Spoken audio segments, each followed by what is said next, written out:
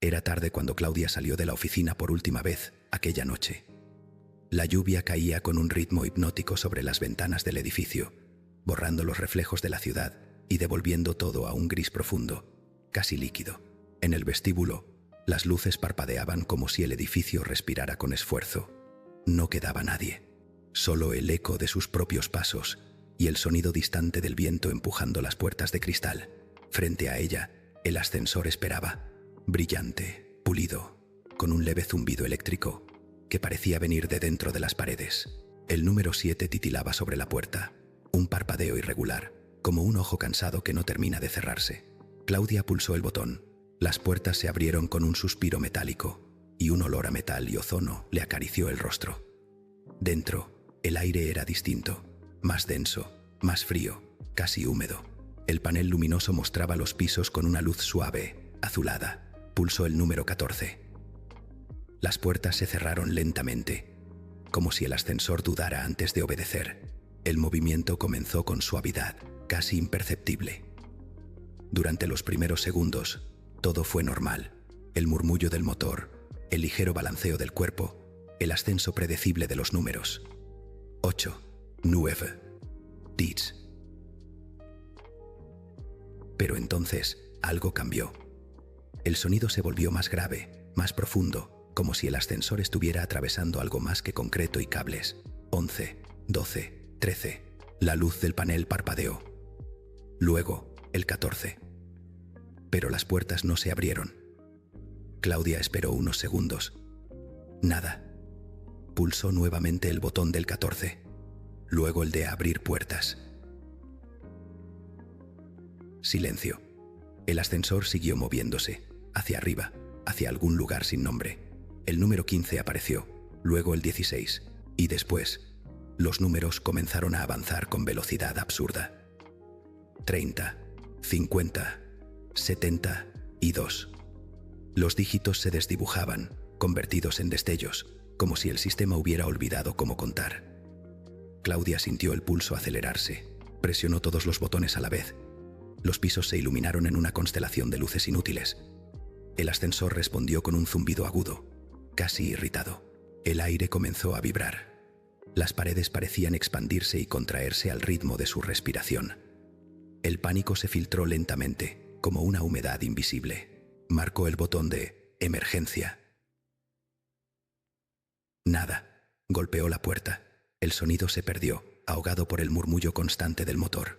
No había respuesta, solo el eco metálico y la certeza creciente de que el ascensor no iba a detenerse. Minutos, o quizás horas. Era imposible saberlo. El reloj de su muñeca se había detenido. La batería del teléfono murió antes de que pudiera marcar. El tiempo, de pronto, se volvió una abstracción. Solo quedaban la vibración del piso bajo sus pies y el zumbido del ascenso interminable. Cansada, se dejó caer contra la pared, cerró los ojos y respiró hondo, intentando calmar el vértigo. El cuerpo temblaba por dentro. En algún momento, pensó, esto debe parar, pero no lo hizo. Las luces comenzaron a parpadear, primero con timidez, luego con violencia. En cada destello, el reflejo de su rostro parecía cambiar, a veces más pálido, a veces envejecido, a veces distinto, como si el ascensor reflejara no a una persona, sino a todas sus versiones posibles. Y en cada una, el mismo gesto, cansancio, rendición, una mirada vacía que aceptaba lo inevitable. Cuando la última luz se estabilizó, el panel digital mostraba un símbolo desconocido. No era un número, era algo parecido a un infinito retorcido, un bucle que giraba sobre sí mismo. Y por primera vez, el motor disminuyó su sonido. El movimiento cesó. Las puertas se abrieron con un suspiro lento. Frente a Claudia se extendía un pasillo iluminado por luces amarillas. Reconoció el suelo, las paredes, incluso el olor a café del pasillo del piso 14. Salió con precaución. El aire se sentía diferente, más pesado, más denso. El reloj de pared marcaba las 8 en punto. Pero el segundero se movía al revés. El pasillo parecía interminable.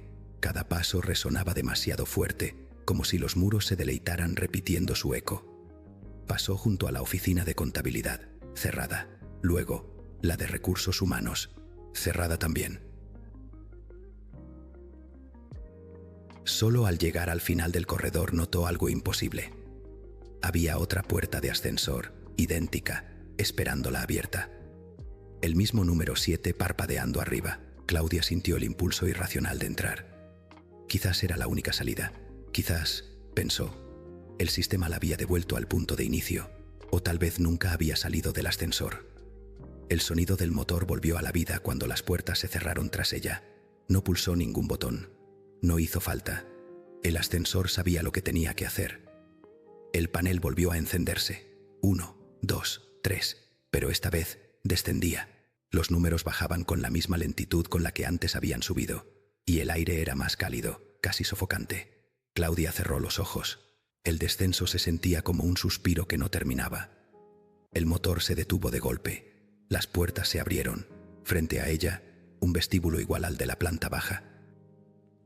Pero algo no encajaba. Afuera, la lluvia caía hacia arriba. Los charcos se elevaban como si el suelo los expulsara. Los reflejos de las luces danzaban en dirección contraria. El tiempo corría invertido. El sonido de los autos se reproducía al revés, un rumor de ecos que retrocedían. Claudia retrocedió un paso. El ascensor seguía esperándola, las puertas abiertas como una boca expectante. Y en ese instante lo comprendió. Cada intento de huida la devolvía al mismo lugar, solo que más abajo, o más arriba, o quizás más dentro de sí misma. El ascensor no era un medio de transporte. Era una prueba, una trampa diseñada para observar cuánto tardaría en rendirse. Entonces dejó de resistirse, dejó de presionar botones, de buscar salidas, de golpear paredes. Se quedó quieta. El zumbido cesó. El aire volvió a la calma. Las luces se estabilizaron. Y por primera vez, el ascensor habló. No con palabras, sino con un silencio diferente. Uno que se siente, no se escucha. Uno que pregunta, ¿ya entendiste? Las puertas se abrieron una vez más. Claudia salió. El pasillo era idéntico. El reloj seguía girando en sentido contrario. Pero algo dentro de ella había cambiado. Ya no buscaba una salida. Caminaba despacio, sin mirar atrás, con la serenidad de quien ha aceptado su destino. Desde entonces, nadie volvió a verla salir del edificio. Los guardias nocturnos dicen que, a veces, cuando todo está en silencio, el ascensor se enciende solo. El panel muestra un símbolo que no corresponde a ningún piso. El signo del infinito.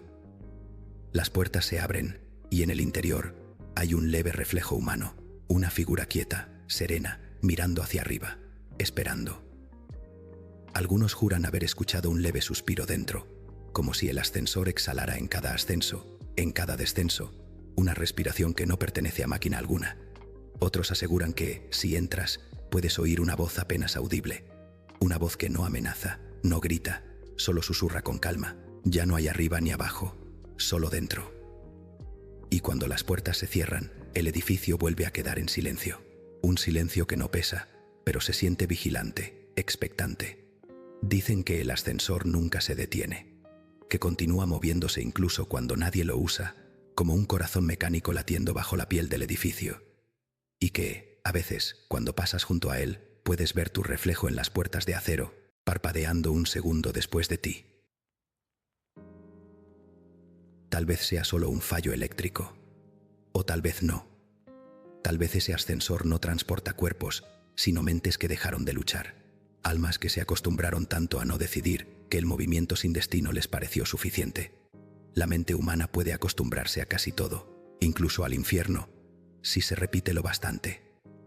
Eso es la indefensión aprendida, el momento en que ya no buscas el botón correcto porque has olvidado que alguna vez lo tuviste. Claudia lo aprendió demasiado tarde, y ahora el ascensor sigue su viaje eterno, llevando con él a todos los que, sin saberlo, renuncian cada día a detenerlo. Así que la próxima vez que entres en un ascensor y sientas que tarda más de lo normal, que el panel parpadea o el motor suena distinto, mira tu reflejo en la puerta de acero. Pregúntate si estás subiendo, bajando, o simplemente dando vueltas dentro de ti mismo, porque a veces los ascensores no se detienen, y no porque estén rotos, sino porque tú ya dejaste de intentarlo.